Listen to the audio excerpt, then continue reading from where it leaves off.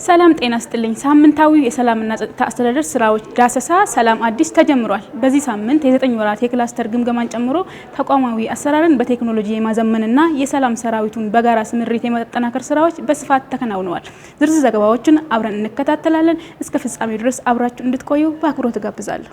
የአዲስ አበባ ከተማ የህግ ማስከበርና መልካም አስተዳደር ክላስተር የ9 ወራት አፈጻጸሙን ገምግሟል።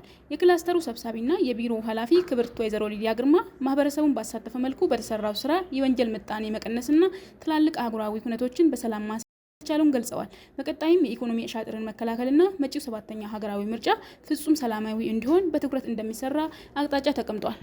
ህግ ማስከበርና መልካም አስተዳደር ክላስተር ታቅፈው ወደ ተግባር ከገቡ በኋላ በተለይ ወደ 9 የሚሆኑ ግቦችን በማስቀመጥ እነኚህ 7 ግቦችን በማስቀመጥ እነኚህ 7 ግቦች ላይ ደግሞ 15 የሚሆኑ ቢሮዎችና ተቋማት በጋራ በመቀናጀት በከተማዋ ላይ አጠቃላይ የዜጎችን ሰላምና ደህንነትና የህግ የበላይነትን ከማስከበር አንጻር ውጤታማ ስራዎች ተሰርቷል ብሎ መውሰድ ያስፈልጋል ማለት ነው። ይህ የሰላም ስኬት ዘላቂ እንዲሆን ደግሞ አሰራርን በቴክኖሎጂ መደገፍ ወሳኝ ሆኖ ተገኝቷል። ቢሮው የአገልግሎት አሰጣጡን ለማዘመን የጀመረውን የዲጂታላይዜሽን ጉዞ አጠናክሮ ቀጥሏል። ለዳይሬክተሮችና ለደጋፊ ሰራተኞች በሰው ኃይል መረጃ አስተዳደርና በፕላኒንግ ሲስተም ዙሪያ ስልጠና ተሰጥቷል። በመድረኩ የተገኙት የቢሮው አማካሪ አቶ ገብሬ ዳኘው ቴክኖሎጂው ውጤታማ የሚሆነው ባለሙያው በቁርጠኝነት ስለተገበረው ብቻ እንደሆነ አመላክተዋል። በተመሳሳይ ለሰላም እሴት ግንባታ ዘርፍ አስተባባሪዎችም በለሙ ሲስተሞች ዙሪያ የአቅም ግንባታ ስልጠና ተሰጥቷል።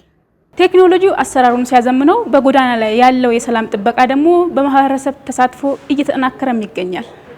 የፓርኪንግ ማህበር አባላት ለከተማዋ ሰላም መጠበቅ የጎላ ሚና እንዲወጡ የአቅም ግንባታ ስልጠና ተሰጥቷል። ምክትል የቢሮ ኃላፊው አቶ ተስፋዬ ደንድር እንደገለጹት ሰላም የሁሉ ነገር መሰረት በመሆኑ የፓርኪንግ ሰራተኞች ከአዲስ አበባ ፖሊስና ከትራፊክ ማኔጅመንት ጋር በመቀናጀት የወንጀል መከላከል ስራው ላይ የአይንና ጆሮ ያህል አጋዥ መሆን እንደሚጠበቅባቸው አመላክተዋል። ሳምንቱ በክፍለ ከተሞች የተቀናጀ የሰላም ሰራዊት ስምሪት የታየበት ነበር። በአቃቂ ቃሊቲ፣ በአዲስ ከተማና በኮልፌ ቀራኒዮ ክፍለ ከተሞች ከፍተኛ አመራሮች በተገኙበት የጋራ ስምሪት ተሰጥቷል። በሲሲቲቪ ካሜራዎች የታገዘውና በአንድ ማዕከል የሚመራው ይህ ስምሪት ነዋሪው በ724 አስተማማኝ ደህንነት እንዲሰማውና መጪው ምርጫ ያለ ስጋት እንዲከናወን ለማስቻል ያለመ መሆኑ ተመላክቷል። የተቀናጀ የጸጥታ ስራና በቴክኖሎጂ የታገዘ አገልግሎት ለከተማችን ሰላም መረጋገጥ ዋስትናዎቻችን ናቸው። ለዛሬ ያዘጋጅንላችሁ ሰላም አዲስ መርሃ ግብራችንን ይህን ይመስል ነበር። በቀጣይ ሳምንት በሌሎች መርሃ ግብር እስከምንገናኝ ድረስ ሰላም ቆዩልን። ከተማችን አዲስ አበባ ሰላም ትውል። ቸር ሰንብቱ።